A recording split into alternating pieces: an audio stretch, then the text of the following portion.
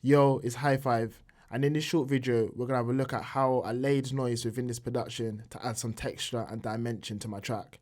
I want to shout out to the people from Cable Guys for sorting me out an early version of noise, and Shaperbox was used throughout this example to kind of show you guys how you can use noise with our type of production style. It doesn't necessarily have to be obvious, but you can use it in subtle ways to kind of just add and bring out some character within your track. If this video was useful, hit the like and subscribe, and if you want the full video, check out my Patreon where there's more in-depth videos on production, sound design and mixing techniques.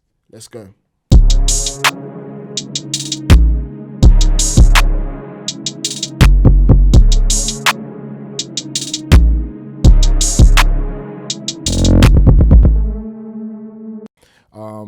We'll have a little quick listen to this track in its entirety, and then after that we can kind of pick apart how the noise was applied and how we can just enhance some of these elements within our tracks.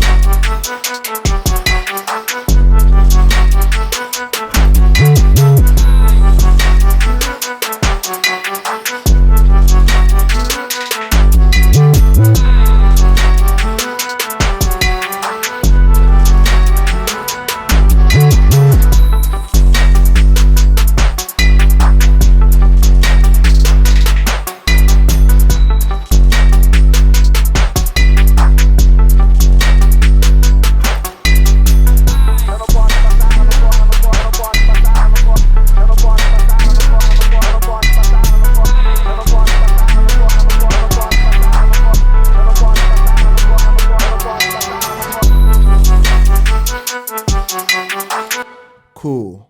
So let's have a little look at Shaperbox, and then we can kind of just dissect what's going on here. So in front of me, this is Shaperbox, and when you kind of open it up, this is what it looks like initially with all its different effects. And then this is like the new noise effect that they added. And then I added noise into it. Let's have a little quick look here. So looking at noise from Shaperbox 2, I kind of just brought down the bandpass area to this kind of mid to top end, and the input within that band is triggering the noise from the plugin. I also have it so that the envelopes turn on, so that it follows the transients of my drums. So if I hit play, when I turn it off, it's just constant. So as it off, it's just constant, and I didn't want that. You could draw in shape if you wanted to. I mean, that doesn't sound too bad. It could work, but I wanted it to kind of follow the transients of the drums, and I wanted it to kind of just have a bit of rhythm. I shaped the attack, hold and release just so that it can follow the transients a bit better. And then that just gives it a bit more movement. These are all the different presets that you have, and there's loads. Rather than using one of the traditional sounds like white noise or any type of pink noise and stuff, I kind of wanted to use something which is a bit more organic.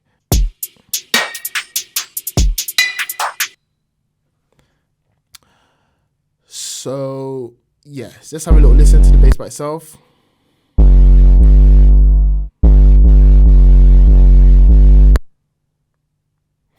So that's it with the noise, and we'll have a little listen to it without.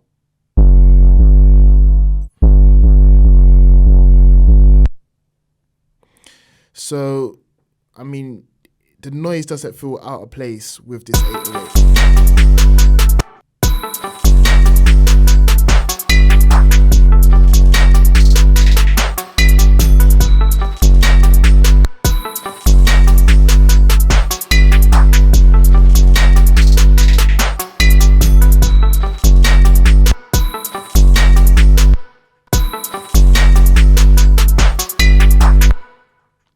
So when I was A and B in it there, it's one of those kind of like subtle effects where you can notice it when you take it off, but when you have it on, it doesn't feel too, like, it doesn't stand out that much, but you know that, like, yeah, it's just adding that extra little bit of color.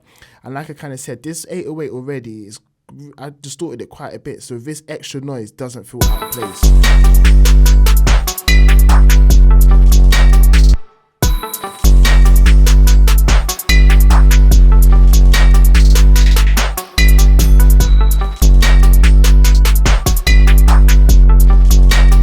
And me personally, I feel that like this noise is just adding just a little bit more depth to it, and it feels thin without it. And like with these, when it comes to like using noise, again, like with the kick, using noise on your bass, if there was a little bit less going on, the extra kind of noise layer on the bass also kind of almost makes you feel that like you don't need to add a melody. This can kind of just give you just the color that you needed, just so that, yeah, that bass can kind of cut through and you're filling up certain frequencies that your bass might not be filling up.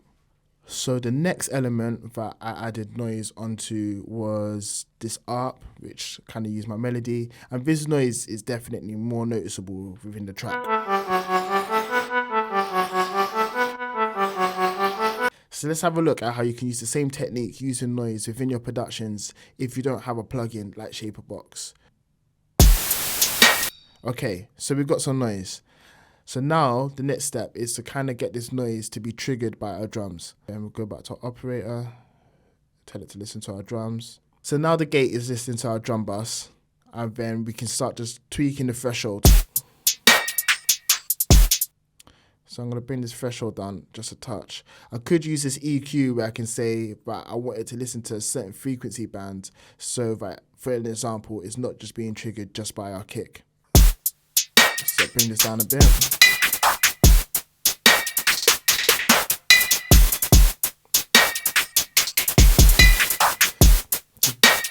Bring it up so it's not being fully triggered by the kick.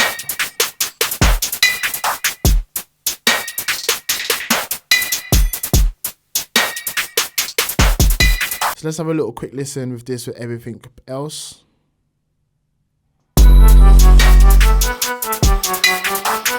So from this point, we can start adding some more character to our noise, and we can add another kind of shaper or envelope follower. So I might just add duck to this.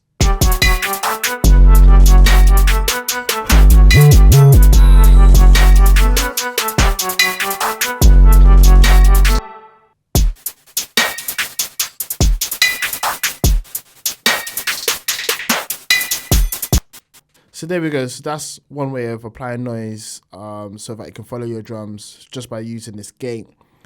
And yeah, obviously we use the operator to do this. Let's kind of give it a go using a sampler, just using like a more organic sound.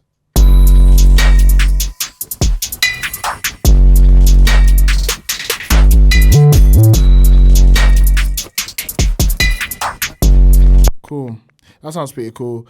I guess I would just, using a more organic noise like that, you would want something which kind of just loops up a bit nicer. Maybe I would just kind of just chop that up or just create a little loop within the sample. Cool. So hopefully that was useful to you guys. Give it a go. There's other plugins like Shaperbox too, where you can kind of just like, yeah, just start adding noise and using like an envelope follower and stuff like that. If not, use a gate. And yeah, you know, try different types of noises. If you've got a field recorder, use your phone, anything, just record some weird kind of noises, layer it up with your drums, your bass, your melodies, and just start adding texture to your music, start adding some organic type of elements, and you'll be surprised what you come up with.